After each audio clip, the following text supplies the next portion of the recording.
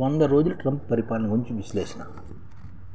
Donald Trump రెండోసారి అధ్యక్ష పగ్గాలు చేపట్టి 100 రోజులు అవుతున్నప్పుడు అమెరికాను మళ్ళీ గొప్ప దేశంగా మారుస్తారనే మిషతో రోజుకు 1 కోటి అన్నట్టుగా 3 నెలల్లో ఆయన లెక్కలన్నీ అనాలోచిత చర్యలు తీసుకున్నారన్నమాట. ఓటుకో మాట రోజుకో వైఖరి అన్నట్టుగా పదే నిర్ణయాల విధానం మార్చుకుంటూ నవ్వుల పాలవుతున్నారు. అంతర్జాతీయ సమాజం దృష్టిలో అమెరికాను చులకన చేయడమే కాగా వ్యక్తిగతంగా జీవితకాలానికి సరిపడా అప్రస్తుతం మూడగొట్టుకుంటున్నారన్నమాట. అక్రమ వరదలకు అడ్డుకట్ట సాకుతో తలా తోకా లేని నిబంధనలను అంతర్జాతీయ విద్యార్థులపై గుండెల్లో రైలు పరిగెత్తిస్తున్నారు. పొదుపు పేరిట ఉద్యోగులు భారీ కోతగా తొలగించినటువంటి చర్యలతో అమెరికాను కూడా ఎన్నడూ లేని అభద్రతాభావాన్ని నెట్టేశారు. దాదాపు 3 నెలల్లో ట్రంప్ తీసుకున్న అన్ని నిర్ణయాలు న్యాయ వివాదాలకు దారి తీయడమే విశేషం. అమెరికా ద్రవ్యాలు ముగుతాలు వేస్తారన్న వాగ్దానం నిలుపుకోకపోవడం ట్రంప్ ఘోరంగా విఫలమయ్యారన్నమాట. నిత్యావసర ధరలు చొక్కలు తాకుతున్నాయి. చివరికి గుడ్ల ధరలు చూసి అమెరికా సగటు గుడ్లు తేలేస్తుందన్నమాట. ఇప్పుడు మన దీని గురించి అంటే అమెరికా ఆర్థిక ప్రమాటంజం నెట్టి ట్రంప్ ఆ మంటల్లో తిరిగి చలి కాసుకుంటున్నారని లెక్కలేస్తారన్నమాట. ఇప్పుడు దుబారా వ్యయాన్ని కళ్ళు వేసేందుకు ప్రపంచ కుర్రుడు ఎలాన్ మస్క్ సారథ్యం తీసుకొచ్చిన డోజ్ పనితీరు అమెరికాలో తీవ్ర అసంతృప్తికి దారితీస్తుందన్నమాట. లెక్కలేని ఉద్యోగాలను డోజు ఒక దెబ్బతో పీకి పారేసి కనీసం $2 లక్షల కోట్ల ఆదా చేస్తారని గొప్పగా చెప్పుకున్న మస్క్ ఓ 200 కోట్ల కంటే ఆదా కష్టం వంటి చివరికి చేతులేస్తారు. పైగా డోజ్ ముసుగులో అమెరికా ప్రభుత్వం సంబంధించిన కీలక రాష్ట్ర డేటానంతా మస్క్ చేదిస్తున్నట్లు విమర్శకులు వెలువడుతున్నారన్నమాట. అంటే 2 లక్షల కోట్ల వరకు ఆదా చేస్తామని చెప్పి కానీ 200 కోట్లు ఆదా చేయగలిగాడు అనమాట. కానీ డేటానంతా ఎలాన్ మస్క్ అంటే అమెరికా ప్రభుత్వం సంబంధించిన కీలక రాష్ట్ర డేటానంతా మస్క్ చేజిక్కించుకున్నట్లు విమర్శలు కూడా వస్తాయన్నమాట. అమెరికా అధ్యక్షుడు జెలెన్స్కీని అవమానించారు కూడా. ఉక్రెయిన్ జెలెన్స్కీని చర్చలుకొని పిలిచి వైట్ హౌస్ మీడియా సాక్షిగా ట్రంప్ ఆయన డిప్యూటీ జేడీ వ్యాన్స్ ఘోరంగా అవమానించిన తీరు చరిత్రలో నిలిచిపోయింది.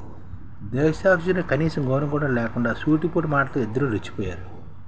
జెలెన్స్కీ ఎక్కడా తగ్గకుండా వాళ్లకు మాటకు మాట బదులిచ్చి శభాష్ అనిపించుకున్నాడు.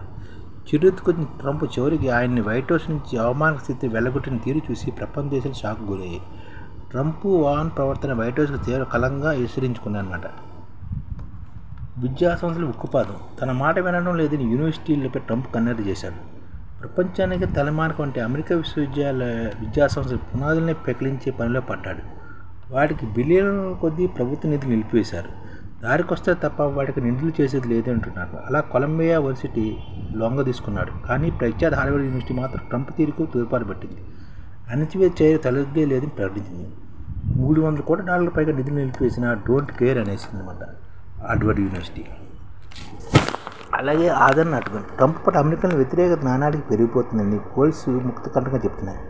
అధ్యక్షుడు తొలి 100 రోజుల పాలనపై జనాదరణ విషయంలో ట్రంప్కి 70 ఏళ్లలోనే అట్టుకు నిలిచారన్నమాట. ఆయన పాలన గట్టిగా సంబంధించిన వారి సంఖ్య ఏకంగా 20% పడిపోయినట్లు, గట్టిగా వ్యతిరేకించే వారి 40% పెరిగిందన్నమాట. ముఖ్యంగా మార్చి నుంచి ట్రంప్ ఆదరణ సర్వేగా అడుగంటుతుంది. టారిఫ్లపై ట్రంప్ తీసుకున్న 70% అమెరికన్ గట్టిగా వ్యతిరేకిస్తున్నారు. ఆర్థికంగా దేశాన్ని ఆయన గట్టెక్కిస్తారని నమ్ముతున్న వారి సంఖ్య కూడా డిసెంబర్లో పోలిస్తే 12% తగ్గింది. మత్రేని చర్య దేశాన్ని ట్రంప్ ప్రమాదాలు నెడుతున్నారని 57% భావిస్తున్నారట. ఆయన విదేశీ విధానాన్ని 60% మంది తీవ్రంగా తప్పుపడుతున్నారు. వలస విధానం కూడా 40% ఆక్షేపిస్తారు. ఉద్యోగ కల్పన ట్రంప్ తీరులో 50% మంది పెదవిరుస్తున్నారు.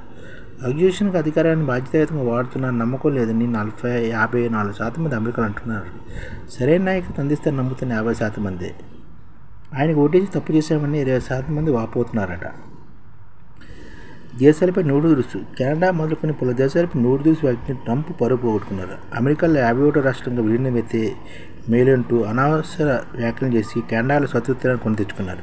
పైగా దేశంపై విధించిన అడ్డగోలు టారిఫ్లతో అంతిమంగా అమెరికాకే నష్టం జరిగింది.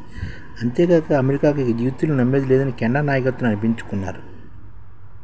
గ్రీన్లాండ్ ఆక్రమించేసుకుంటామని ప్రకటించి మరో వివాద తెలుగులు కూడా కదిపారు. గాజా నుంచి పాలస్తీనాను పూర్తిగా తొలగించేసి దాన్ని పర్యాటక ప్రాంతంగా అభివృద్ధి చేస్తామని తలాతోకలను ప్రకటన చేసి మొత్తం ముస్లిం ప్రపంచానికి ఆగ్రహానికి గురయ్యారు. ఉక్రెయిన్ చేసిన యుద్ధ సహాయానికి బదులుగా ఆ దేశ కన్నులను అమెరికా కట్టబెట్టాల్సిందని భీష్మించుకున్నారు. రష్యాను ఒప్పించి 1 రోజు యుద్ధాన్ని ఆపిస్తాన ట్రంప్ ప్రకటన కూడా ఉత్తదేని తెలిపింది. పుతిన్ యుద్ధం ఆపే ఉద్దేశం లేనట్టు ఇప్పుడు ఆయన తీరిగ్గా నిట్టూరుస్తున్నమాట. వలసలపై మొట్టికాయలు.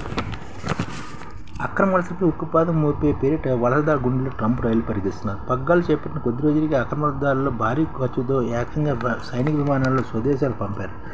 సుదీర్ఘ ప్రయాణం పొడవున ఒళ్లంతా సంఖ్యలు వేసి విమర్శలు మూటగొట్టుకున్నారు. తరువాత వారిని గాటెమాలా తదితర సమీప దేశాలు తరలించి నిర్బంధనలు వంచడం మొదలుపెట్టారు.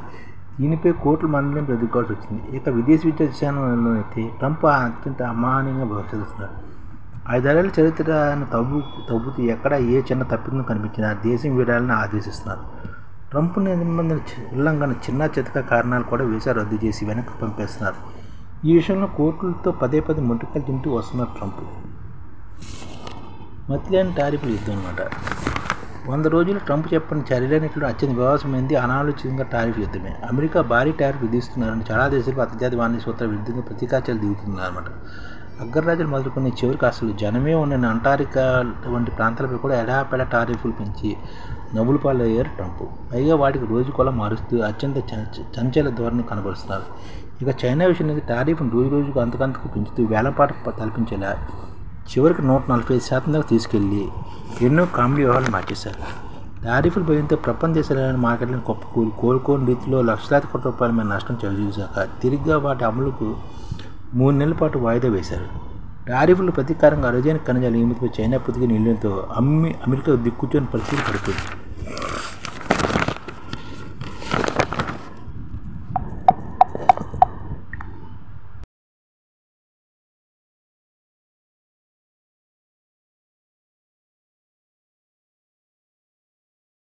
ఈ ఛానల్ ముఖ్య ఉద్దేశం ఏంటంటే మన తెలుగు రాష్ట్రాల్లో 1 కోటి మందికి సంఘటిత రంగాల్లో ఏ విధంగా ఉద్యోగాలు ఇవ్వవచ్చు, కనీస నెల జీతం 30,000 వరకు ఏ విధంగా ఇవ్వవచ్చు, ఏ విధంగా చేస్తే ఉద్యోగాలు సృష్టించబడతాయో వివరిస్తూ ఈ ఛానల్ వీడియోలు వస్తాయి.